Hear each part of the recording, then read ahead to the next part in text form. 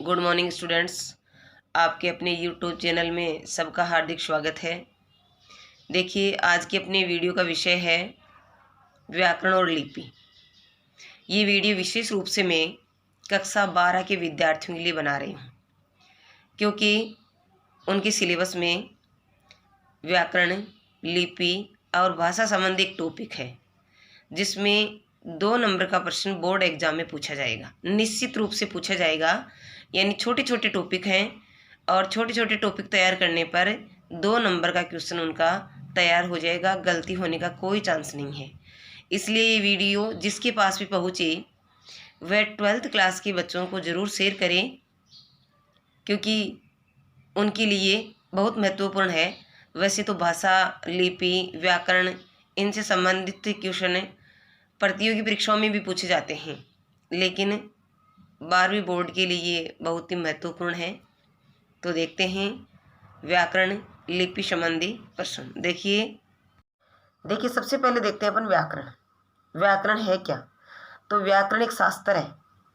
व्याकरण वह शास्त्र है जो भाषा के शुद्ध रूप को बोलने या लिखने के नियमों को ज्ञान कराता है, यानी किस वर्ण का उच्चारण दीर्घ किया जाए और किसका ह्रस्व किया जाए, ये हमें व्याकरण बताता है। और लिखने के नियम, यानी कहाँ कौन सा रूप पुल्लिंग होता है, कौन सा रूप स्त्रीलिंग होता है, कौन सा एक वचन होता है, कौन सा बहुवचन। यहाँ पर एक वचन आता है, वहाँ पर बहुवचन आता है, यहाँ पर स्त्रीलिंग आएगा, यहाँ पुल्लिंग आएगा। तो ये सब कौन बताता है? ये हमें व्याकरण बताता है। इसलिए किसी भी भाषा को शुद्ध बोलने और लिखने के नियमों का ज्ञान हमें व्याकरण कराता है, और वही व्याकरण होता है।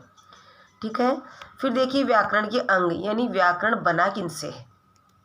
व्याकरण बना किनसे है? तो व्याकरण में हम किन किन चीज़ों के बारे में पढ़ते हैं? तो व्याकरण में वर्ण विचार, शब्द विचार, पद विचार और वाक्य विचार। यानी जैसे वर्णों में हम क्या पढ़ते हैं? व्याकरण में जैसे वर्ण के बारे में हम पढ़ते हैं कि जैसे शब्द का निर्माण कैसे हुआ है और इसके निर्माण की प्रक्रिया क्या है, वर्ण कितने होते हैं, ये हम किस में पढ़ते हैं? वर्ण विचार में पढ़ते हैं। उसके बाद आता है शब्द विचार। तो शब्द विचार में हम पढ़ते हैं कि शब्द कितने प्रकार के होते हैं, शब्दों का वर्गीकरण किस प्रकार किया गया है, उनकी उत्पत्ति कहाँ से हुई है, इनकी रचना कैसे हुई है, ये हम किस में पढ़ते हैं? शब्द विचार में पढ़ते हैं। फिर आता है पद विचार। पद विचार में हम पढ़ते हैं कि कोई भी शब्द है, वह शब्द से पद की निर्माण प्रक्रिया क्या है, यानी शब्द से पद कैसे बनता है, और पद के जो विविध रूप होते हैं जैसे विकारी, अविकारी, ये हम पद विचार में पढ़ते हैं। उसके बाद आता है वाक्य विचार। इसमें हम पढ़ते हैं कि वाक्य के भेद कितने होते हैं, उनका विश्लेषण कैसे किया जाता है, संश्लेषण कैसे किया जाता है, वाक्य की रचना कैसे की जाती है, ये हम पढ़ते हैं किसमें? वाक्य विचार में। तो इस प्रकार व्याकरण के 4 अंग माने गए: वर्ण विचार, शब्द विचार, पद विचार और वर्ण विचार, और इनके अंदर हम इस प्रकार अध्ययन करते हैं। अब अगला देखिए व्याकरण द्वारा विश्लेषण, यानी व्याकरण किसका विश्लेषण करता है? तो व्याकरण ध्वनि विश्लेषण करता है, शब्द का, पद का, पद्यांश का, वाक्यांश का, वाक्य का, इन सब का विश्लेषण करता है, यानी इनके बारे में हमें विस्तार से जानकारी देता है। ठीक है। इसके बाद आप आगे देखिए कि शब्द और पद में क्या अंतर है। अभी हमने अलग अलग पढ़े शब्द और पद, तो दोनों में अंतर क्या होता है? तो देखिए एक या एक से अधिक वर्णों के सार्थक मेल को तो शब्द कहते हैं। एक या एक से अधिक वर्णों के सार्थक मेल को तो हम कहेंगे शब्द, और जब शब्द का वाक्य में प्रयोग किया जाता है तो वह बन जाता है पद। जैसे मान लीजिए पढ़ना, मान लीजिए पढ़ना एक वर्ड है, पढ़ना एक वर्ड है, एक शब्द है ये, और यदि इसका हम वाक्य में प्रयोग कर देते हैं कि राम पढ़ता है, पढ़ना से हम पढ़ता रूप वहाँ इस्तेमाल करते हैं, तो वो पढ़ता क्या बन गया? पद बन गया। तो इस प्रकार कोई भी शब्द जब वाक्य में प्रयुक्त हो जाता है तो वो पद बन जाता है। तो दोनों में अंतर ये है कि एक या एक से अधिक वर्णों के सार्थक मेल को शब्द कहते हैं, और शब्द वाक्य में प्रयुक्त कर देते हैं तो वह पद बन जाता है। ठीक है। इसके बाद व्याकरण और भाषा, यानी व्याकरण और भाषा में क्या संबंध है? क्या भाषा के लिए व्याकरण होना जरूरी है। तो देखिए, मानक भाषा के वर्णों, व्यंजनों, शब्दों एवं वाक्यों आदि का विवेचन एवं प्रतिपादन व्याकरण के द्वारा ही किया जाता है। यानी जो परिनिष्ठित और परिष्ठित जो भाषा है, उनके वर्णों, व्यंजनों, शब्दों, वाक्यों, इनका विवेचन, विस्तार से इनका वर्णन, इनकी जानकारी व्याकरण ही देता है। इसके बाद आप देखिए, व्याकरण का शाब्दिक अर्थ क्या होता है। व्याकरण का शाब्दिक अर्थ होता है विश्लेषण करना। अगर वन वर्ड वाले जो प्रश्न पूछे जाते हैं, क्वेश्चन पूछे जाते हैं, उनमें ऐसा क्वेश्चन आए तो व्याकरण का यदि शाब्दिक अर्थ पूछा जाए तो उसका होता है अर्थ विश्लेषण करना।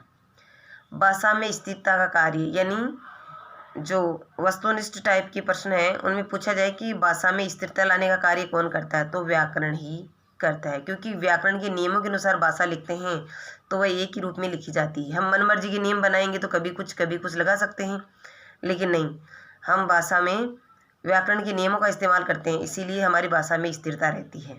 ठीक है। फिर व्याकरण का दूसरा नाम क्या है। व्याकरण का दूसरा नाम है शब्दानुशासन। शब्दों को अनुशासन में रखने का कार्य व्याकरण ही करता है। ठीक है। अब आप देखिए लिपि संबंधी प्रश्न। लिपि होती क्या है। सबसे पहले आप देखिए लिपि होती क्या है। तो भाषा की ध्वनियों को जिन लेखन चिन्हों में लिखा जाता है उसे लिपि कहते हैं। भाषा की जो ध्वनि है उसको हम जिस चिन्ह के द्वारा लिखते हैं, जिस रूप में उसको लिखते हैं, उसको ही क्या बोलते हैं, लिपि बोलते हैं। उस ध्वनि चिन्ह को क्या बोलेंगे, लिपि बोलेंगे। फिर देखिए हिंदी भाषा की लिपि कौन सी है। हिंदी भाषा की लिपि है देवनागरी। हिंदी भाषा की लिपि है देवनागरी। फिर आप देखिए कि देवनागरी लिपि की अन्य भाषाएं, यानी हिंदी के अलावा देवनागरी में और कौन कौन सी भाषाएं लिखी जाती है, तो संस्कृत, मराठी, कोंकणी, नेपाली और प्राकृत आदि भाषाएं देवनागरी लिपि में ही लिखी जाती हैं। ठीक है। इसके आगे आप देखिए भारत की प्राचीन लिपियां कौन सी है। भारत की प्राचीन लिपियां कौन सी है, तो ब्राह्मी और खरोष्टी भारत की प्राचीन लिपियां हैं। ब्राह्मी और खरोष्टी भारत की क्या है, प्राचीन लिपियां हैं। देवनागरी लिपि का विकास, यानी ये जो प्राचीन लिपियां हैं दोनों, इनमें से देवनागरी का विकास किससे हुआ, तो ब्राह्मी लिपि से हुआ। इसके बाद देखते हैं ब्रेल लिपि क्या होती है। अंधे लोगों के लिए संकेत चिन्हों के रूप में लिखने पढ़ने के माध्यम को ब्रेल लिपि कहते हैं। यानी अंधे लोगों को दिखाई नहीं देता है, अंधे लोग भी पढ़ते लिखते हैं, अंधे टीचर भी होते हैं, तो वह कैसे पढ़ते हैं और वह अपने स्टूडेंट लाइफ में उन्होंने पढ़ाई कैसे की है और फिर वो स्कूल में बच्चों को पढ़ाते कैसे हैं। ब्रेल लिपि से पढ़े हुए टीचर भी हैं तो वो बच्चों को पढ़ाते कैसे हैं, तो उनके जो पाठ्य पुस्तकें होती हैं उनमें अनेक अलग ही संकेत चिन्ह होते हैं जिनके माध्यम से वो समझ जाते हैं कि ये अक्षर क्या लिखा हुआ है। तो उसको अलग लिखने के जो संकेत चिन्ह है या उनकी जो लिपि है उसको बोलते हैं ब्रेल लिपि। साधारणतः हम कहते हैं कि अंधों के काम आने वाली लिपि को ब्रेल लिपि कहते हैं। अब देखिए देवनागरी लिपि के गुण। देवनागरी लिपि में कौन कौन से गुण होते हैं। एक ध्वनि के लिए एक वर्ण संकेत। एक ध्वनि के लिए एक ही वर्ण संकेत होता है, यानी रोमन लिपि की तरह एक ध्वनि के अनेक वर्ण संकेत नहीं होते। मूक वर्ण नहीं, एक देवनागरी लिपि में मूक वर्ण नहीं होता, यानी हर वर्ण का उच्चारण होता है। जैसे हम इंग्लिश में बोलते हैं लाइट, तो लाइट में LIGHT लिखा जाता है, तो इसमें जो G और H अपन लिखते हैं, G और H लिखते हैं, ये उच्चारण में नहीं आता। लेकिन हिंदी में और देवनागरी लिपि में ऐसा कुछ नहीं है कि जो लिख दिया, एक शब्द के अंदर 5 वर्ण लिखे हुए हैं और उनमें से कोई बोला नहीं जाए। 5 वर्ण लिखे जाते हैं तो 5 को बोला जाता है। अब इसमें जैसे लाइट है, लाइट में LIGHT होता है लेकिन GH का कहीं उच्चारण नहीं होता, लेकिन ये रोमन लिपि में होता है, देवनागरी लिपि में ऐसा नहीं होता है। जो बोला जाता है वही लिखा जाता है। एक देवनागरी की विशेषता है कि इसमें जो बोला जाता है वही लिखा जाता है। रोमन लिपि में बोला जाता W है और उसको लिखा जाता वह है। W का उच्चारण किस में होता है, वह में होता है। तो इस प्रकार क्या है कि ये रोमन लिपि में है लेकिन देवनागरी लिपि में ऐसा नहीं है। इसमें क बोला जाता है तो क लिखा जाता है और वह बोला जाता है तो वही लिखा जाता है। एक वर्ण में दूसरे का भ्रम नहीं, इसीलिए एक वर्ण में दूसरे का भ्रम नहीं होता, क्योंकि एक जैसे बोला जाता है वह का वही लिखा जाता है। एक इसका प्रयोग व्यापक है। देवनागरी लिपि का प्रयोग व्यापक है। व्यापक कैसे? अभी मैंने ऊपर आपको बताया था कि देवनागरी लिपि में हिंदी भाषा नहीं लिखी जाती है, देवनागरी लिपि में कोंकणी भी लिखी जाती है, नेपाली भी लिखी जाती है, मराठी भी लिखी जाती है, संस्कृत भी लिखी जाती है, इसीलिए इसका प्रयोग क्या है? व्यापक है। वर्णमाला ध्वनि वैज्ञानिक पद्धति के बिल्कुल अनुरूप है और इसीलिए देवनागरी लिपि की जो वर्णमाला है वे वैज्ञानिक पद्धति के बिल्कुल अनुरूप है, क्योंकि उसमें जैसा बोला जाता है वैसा ही लिखा जाता है। कोई मूक वर्ण नहीं है, ऐसा है कि लिखा गया और उसको बोला नहीं जा रहा, ऐसा भी नहीं है। एक वर्ण में दूसरे का भ्रम नहीं होता है, यानी ऐसा रोमन लिपि में होता है। अंग्रेजी में हम देखते हैं कि लिखा जाता है कुछ ही और बोला जाता है कुछ ही, और एक वर्ड के अंदर एक दो वर्ण क्या है कि उसमें साइलेंट रह जाते हैं, वो बोले नहीं जाते हैं, मूक वर्ण होते हैं।